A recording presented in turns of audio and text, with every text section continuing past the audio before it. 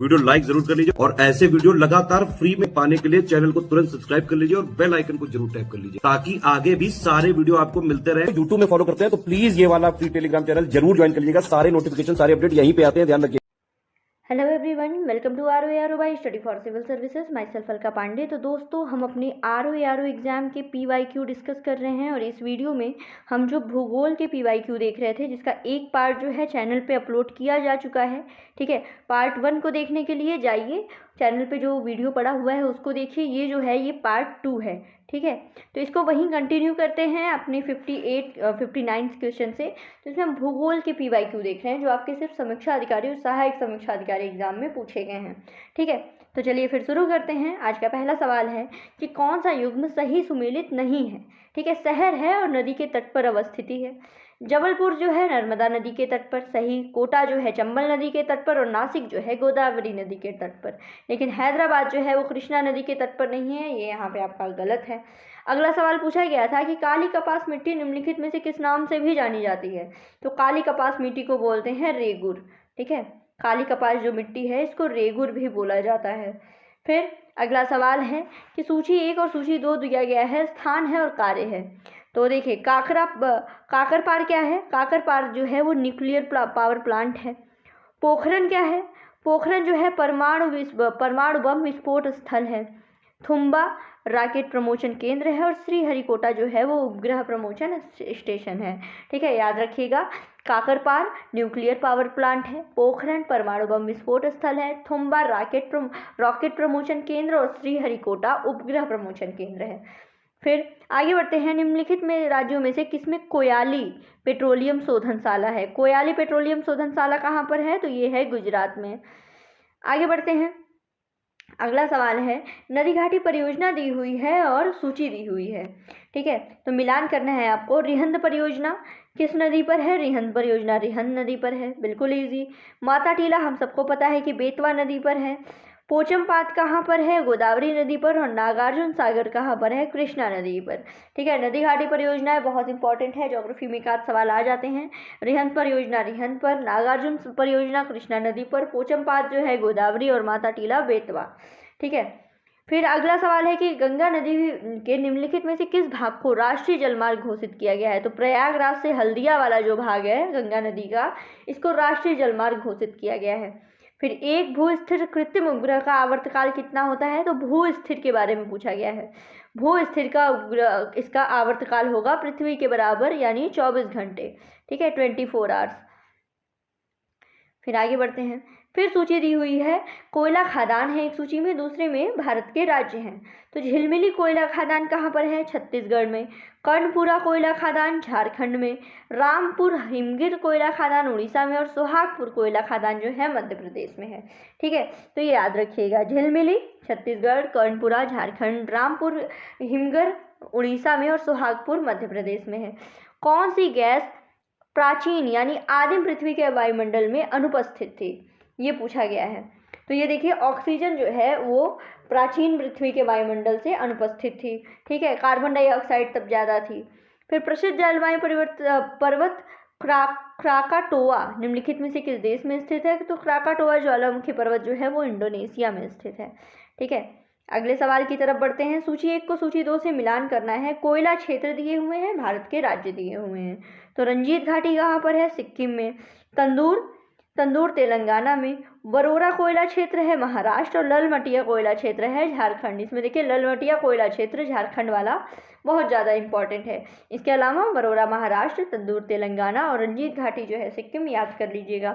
फिर उत्तरी अमेरिका के बृहद झील प्रदेश में निम्नलिखित में से कौन सा उद्योग सर्वाधिक विकसित है। तो यह है इस्पात और इंजीनियरिंग। फिर 2 कथन दिए गए हैं, एक अभिकथन है, दूसरा उसका कारण है। तो देखिए, मिला बताना है आपको कि क्या सही है, कौन सा ऑप्शन।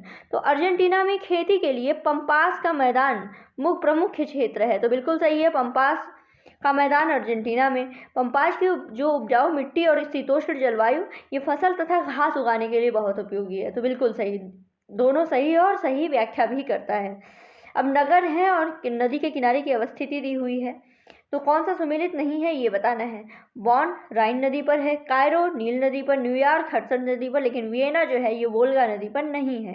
ठीक है, कौन सी नदी कर्क रेखा को 2 बार पार करती है? तो ये है माही। कर्क रेखा को 2 बार पार करने वाली नदी है माही। ठीक है। फिर भारत में मानसून की उत्पत्ति निम्नलिखित पर्वत पवनों में किसके द्वारा होती है? तो दक्षिण पश्चिम पवन के द्वारा। दक्षिण पश्चिम पवन के द्वारा भारत में मानसून की उत्पत्ति होती है। नीली क्रांति किससे संबंधित है? तो नीली क्रांति जो है वो मछली उत्पादन से संबंधित है। ठीक है। दुग्ध से श्वेत है। ठीक है। आगे देखते हैं। अगला है निम्नलिखित में से किस राज्य की सर्वाधिक लंबी तटरेखा है? तो ये देखिए गुजरात की है। इन राज्यों में गुजरात की सर्वाधिक लंबी तटरेखा है। शैल समूह में कौन सा भारत में अधिकतम मात्रा में कोयला प्रदान करता है? तो गोंडवाना शैल समूह जो है वो भारत में अधिकतम मात्रा में कोयला प्रदान करता है।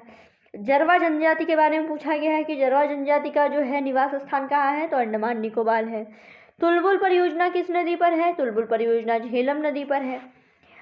अब जो है सही उत्तर का आपको बताना है, स्टेटमेंट दिए हुए हैं, आपको बताना है कि कौन सा सही है। रिहंद बांध जो है वो सोन नदी की एक सहायक नदी है, बिल्कुल सही है। हीराकुंड बांध जो है महानदी पर, एकदम सही। तुंगभद्रा परियोजना आंध्र प्रदेश और कर्नाटक की संयुक्त है, बिल्कुल सही। और मैथन बांध दामोदर नदी की एक सहायक नदी बराकर पर है। ठीक है। इसमें चारों स्टेटमेंट 1 2 3 4 सब सही होते हैं। फिर आगे बढ़ते हैं अगले सवाल की तरफ। तो अगला सवाल है कि निम्नलिखित में से किस राज्य से कर्क रेखा नहीं गुजरती है? तो ये देखिए मणिपुर से नहीं गुजरती है। इसके अलावा मिजोरम, छत्तीसगढ़, त्रिपुरा से गुजरती है। चित्रकूट जलप्रपात किस नदी पर है? तो चित्रकूट जलप्रपात है इंद्रावती नदी पर। कुमायूं हिमालय किस नदियों के बीच में है? तो सतलज और काली के बीच में है कुमायूं हिमालय। फिर निम्नलिखित नगरों में से देश का प्रथम कृत्रिम रबर संयंत्र कहाँ लगाया गया है? पानीपत में। सबसे बड़ी तेल शोधनशाला कहाँ पर है भारत में? जामनगर में।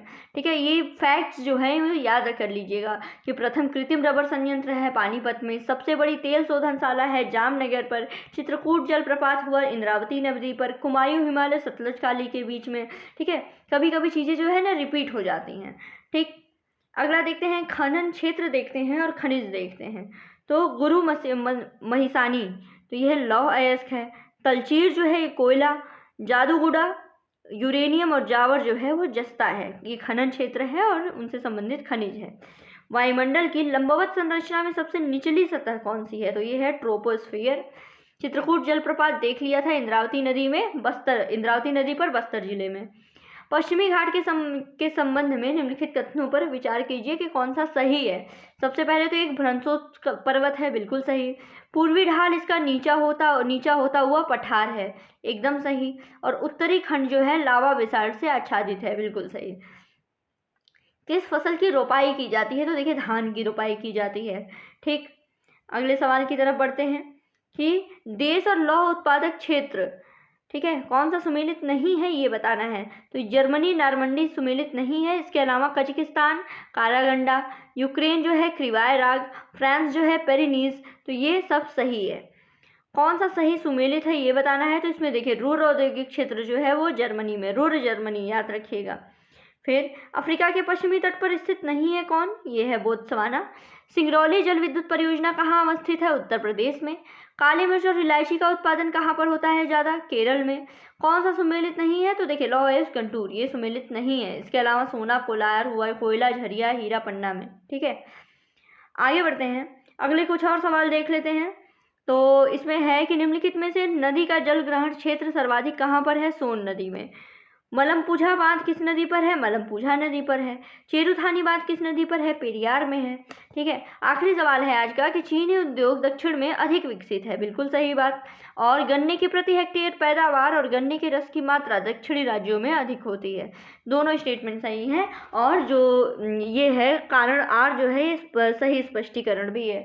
तो ये देख लिया हमने ज्योग्राफी के कुछ और MCQ। ठीक है।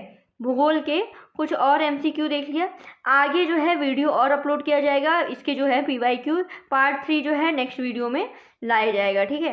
तो बाकी इसके ज्योग्राफी PYQ के 2 वीडियो आ चुके हैं। इसके अलावा हमने UP GK हो गया, इकोनॉमी हो गया, ठीक है, और इन्वायरमेंट है, इससे रिलेटेड PYQ चैनल पे अपलोड कर दिए गए हैं। अगर आप एग्ज़ाम दे रहे हैं UP PSC का कोई भी, तो उसके लिए आप PYQ मोस्ट इंपॉर्टेंट होता है, क्वेश्चन रिपीट भी होते हैं।